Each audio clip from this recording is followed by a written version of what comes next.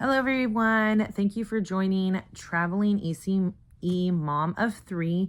Today, I'm talking about traveling to Disney World, specifically for people from California. However, this could be helpful for everyone.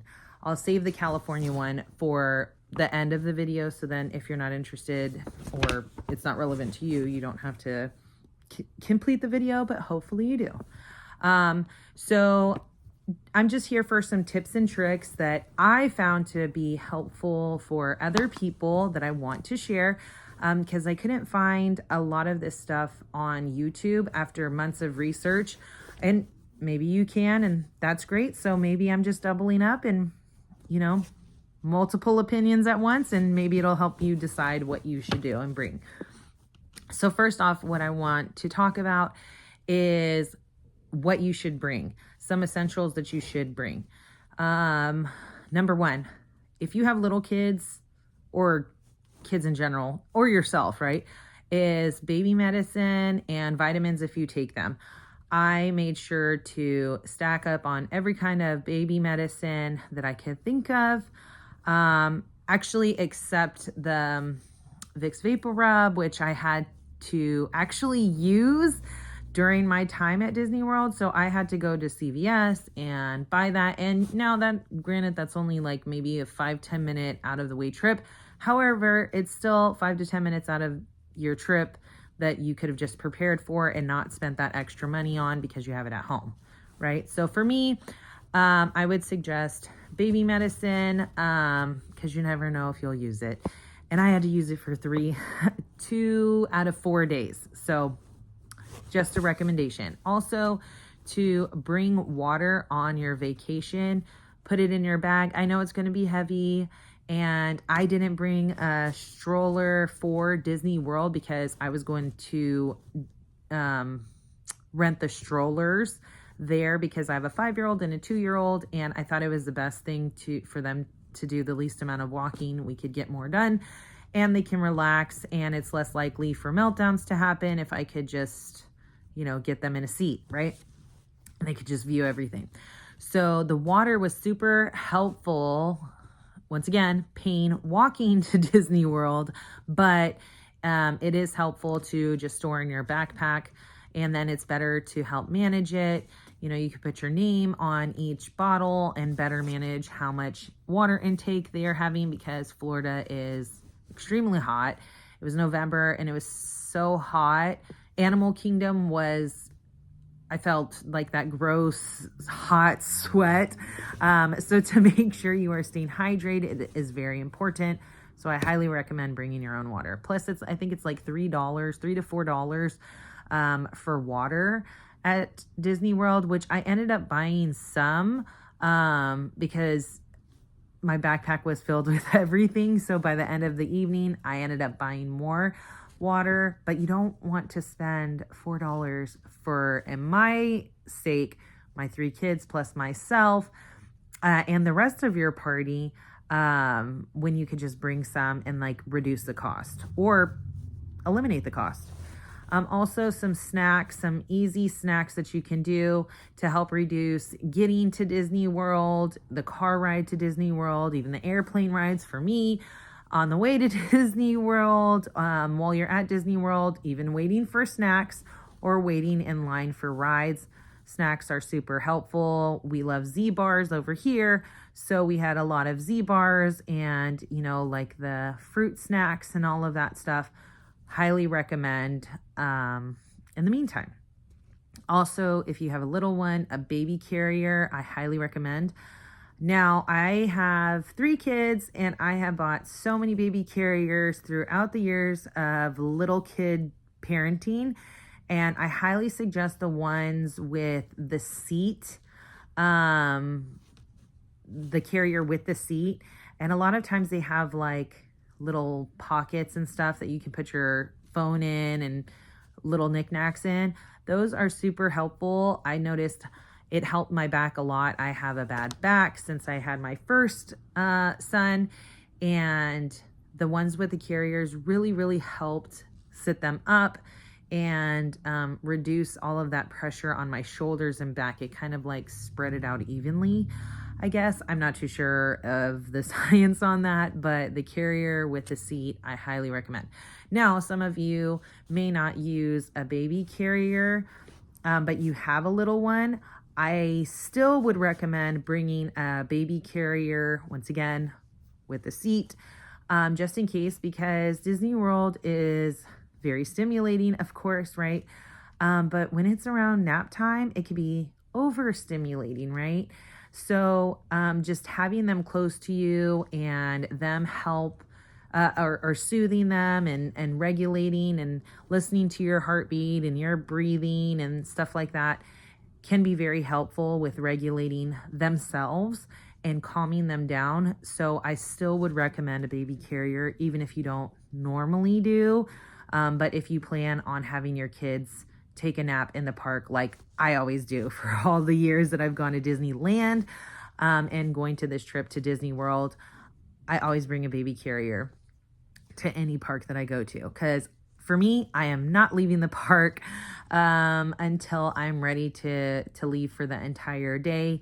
Even for nap times, I have learned over the years how to hack the system to have your baby or little kid napping while in the park. So that's the number one hack, is the baby carrier. The second hack for taking a nap in Disney World or any park, honestly, is a portable noise machine, or even like YouTube, the Rain and Stream sounds. That is our go-to. My kids are actually napping right now to that as well. And always nap to that every day, but you can also use a portable noise machine. That's helpful to reduce all of that sound while at the park of, kids screaming and having fun, and adults screaming and having fun and singing. We got a lot of people singing walking past. Which, by the way, in Animal Kingdom and Pandora, very calming and soothing area right across Flight of Passage. So while I had my older kids, or my 5-year-old and my 15-year-old, in line for Flight of Passage while we were actually doing the, I want to call it baby swap, but like the caregiver swap, where not everybody has to be in line because you have a little one that can't ride the ride, right? So we did that, and I had my son, my 15-year-old, go in line with my 5-year-old for Flight of Passage, which it was like, at that time, like 35-minute wait. Well, I put my 2-year-old to sleep in Pandora, which was amazing because it has all of the soothing water sounds in general, in addition to my phone, in addition to the portable noise machine. And my 2-year-old son went to sleep within 5 minutes in Disney World, okay? And then by the time my 2 kids come out from Flight of Passage, I was able to hop on and go with my 5-year-old, and my 15-year-old stayed with my 2-year-old in the same spot, but I just was able to take the carrier off and put in the stroller, which, by the way, I'm a very big person on. If you fall asleep in the baby carrier, there's that sense of comfort of the carrier, right? So I don't fully take off the carrier when I was putting him in the Disney World stroller, and it's the 2 people stroller, right? So he was able to spread out a little bit, and I just would lock him in, and but the carrier was still kind of underneath him, so he had his legs spread out and he could still feel the straps on his shoulder. So still a sense of that, confinement. So, and he ended up sleeping for about 2 hours for all 4 days. So I use that hack every single time. But once again, I've been going to Disney World since my eldest was young. So that's the same hack that I've been doing for all 3 of my kids. That just kind of works for me and my family. But figure out whatever works for you. That's just my tip and trick for falling asleep. Also, speaking of which, with the YouTube video of the Rain and Stream sounds, I really had to make sure that my phone was always charged. So I would use the fuel rod that was highly suggested by a whole bunch of different YouTube channels, which I fully agree on, because throughout the park, they have fuel rod stations that you can exchange them for free for a brand new fuel rod that's fully charged, right? So I'd empty it out. I'd have it charged on my phone. The moment I would see it at 80%, I'd put the fuel rod on, and I'm using my phone, and I just learned to hold the fuel rod and the phone at the same time. And then when the fuel rod was done, and let's say my phone's at 70%, I would still go and get a new fuel rod from the fuel rod stations, and then I would just recharge it when it would hit like 50 or something like that, right? But super simple. On Amazon, you could get, I think they said it was 2 for $40. When I saw it and put it in my cart, it was 2 for $35. However, in October, they have that, you know, cyber deals or whatever. So I was able to get 2 fuel rods for $20. And if you do it on property at Disney World, you get 1 for $40. So highly suggest to pre-buy that on Amazon. Once again, it's called Fuel Rod. Okay. Also, ponchos. I got the family poncho set, which was suggested on tons of YouTube videos, which I listened to.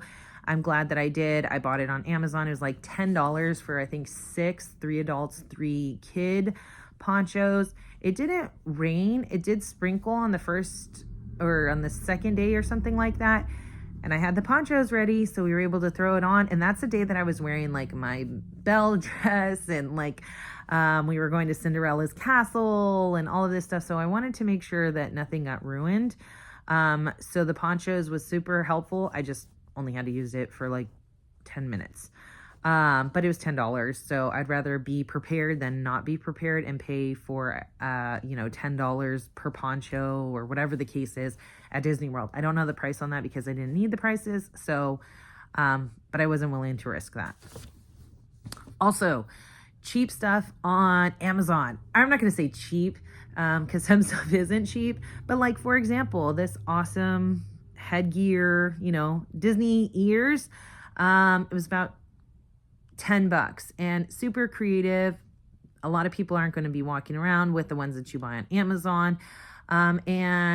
Or you could get it at Disney World, which are also very awesome. I love the ones at Disney World, super creative as well, but they're more expensive. And I was trying to do budget friendly. 2 days was just myself and the kids. And then my husband met up with us and my in-laws for the last 2 days. So I wanted to make sure it was budget friendly and I was able to organize it a lot easier for my family. So I wanted to make sure to get ears out of the way because shopping for me can take a while. So I wanted to buy it beforehand. One thing I do not recommend to buy on Amazon, which you can, and maybe it was just where I bought it from, or maybe it's just one that I bought, but the autograph books. Autograph books, my 2-year-old's autograph book ripped, like couldn't even, the little pen holder immediately came off before we even got to the park the very first day. And the pages fell out, and it was just, the quality for the autograph book was just really, really cheap. And I wish I didn't do that. I would have rather spent $30 for an autograph book that would actually uphold and like have like, a picture on the side or something like that. That would be way worth it than the $8 ones that I did. It's kind of like a waste of money. So I don't recommend the autograph books, but once again, it may have just been my personal purchase.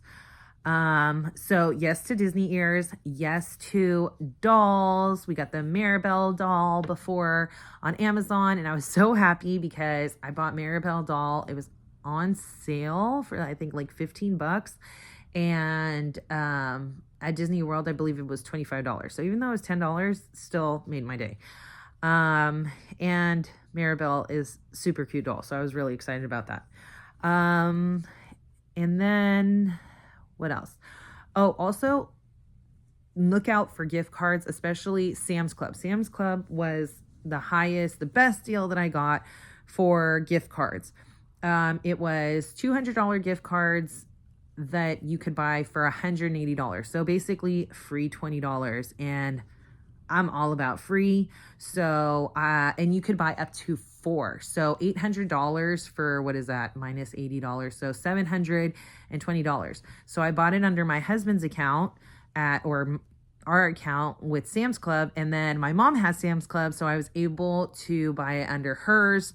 But I only got a total of $1,200. So I think I spent an extra $360 for her, right? So I had $1,200 to spend in Disney World for 4 days, which ended up for my 3 kids, ended up being more than enough. Actually, the last day I was like just picking stuff and buying stuff just to fulfill all of my gift cards. And I think I went over 80 cents. So spent 80 cents. And that includes the meal at Space 220. I paid for it with my gift card, and alcohol accounts with gift cards too. So really good deal. The only thing that didn't cover was Cinderella's Castle, but that's because you have to pay for it in full the 60 days beforehand. And if you're off property, it's 60 days exactly before you go to Cinderella's Castle, which we're going to pause on that because I will get into reservations in just a minute. Also, before I get into that, I wanted to make sure that I address the whole baby swap or child swap situation. So if your kid is not tall enough to get on a specific ride, they do like a child swap, right? So your party can go and wait in line, and then when they're done, they get off the ride, and then the person that was waiting there and didn't ride the ride that was with the little kiddo can now ride the ride, and they get to pick one person that can join them on the ride again, right? So they won't have to ride by themselves, right? So we did that because I have a 2-year-old, so he wasn't able to get on. Remember the previous ride I was talking about, Flight of Passage. So what we did is my kids went on, right? And remember, I told you I would put my son to sleep, and these were all perfect times. I always tried to organize it where child swap, I'm having my 15-year-old and 5-year-old go wait in line, have snacks, have a drink, and wait in line for 40 minutes or whatever it is. And then I'm putting my son to sleep. Perfect opportunity. I don't need to entertain. I don't need to talk to anybody. And while I'm holding them, I can fully focus on putting him to sleep and enjoying my environment, right? So when we did it for Tiana's Bayou, the kids went, and that's when my son wasn't feeling that good. The parade was starting. Once they got off, it was so chaotic. I didn't forget to feed them lunch. It was just like delayed because of Tiana's Bayou's line. So had to feed them lunch. So when I noticed, like, it still says Tiana's Bayou, I can still do my child swap 4 or 5 hours later. It was like ridiculously later. And my kids wanted to go on it again. They're like, this is my favorite ride. I want to go on it again. And I was like, you can't go on there because there's no regular line. It's only virtual queue and single, or like the lightning lane, right? And they weren't available. But I was like, oh, I still have the child swap on here. Let's just try it, even though it's 5 hours later. And we did it, and it worked. So maybe that's also a parent hack as well. Your kids could also double up. I didn't actually ride Tiana's Bayou the second time. The kids did, because once again, I had a sick kiddo, little one with me, and I just wanted my older kids to enjoy it and try to comfort my young one and try to have him enjoy it. So I was kind of like balancing 2 worlds at one time, and it ended up working out. My eldest was able to go on with my daughter again. So maybe that's something also they haven't caught on to quite yet, is if you're okay with not riding the ride and your kids want to go again, try doing the child swap and letting them do it again. Yeah. And then lastly, so really quick, I'm from California. So if you are coming from California, I highly recommend staying on a Disney World property, especially if you're doing like a 10-day vacation or something, or 7-day vacation, because if you want to do any reservations or lightning lanes, it will save you sleep, tons and tons of sleep. And I know that's like not, maybe like listening to this video is not that much, but it really, really, really is. So let me tell you, reservations for like any restaurants or anything, we did, like I said, Space 220 and Cinderella's Castle.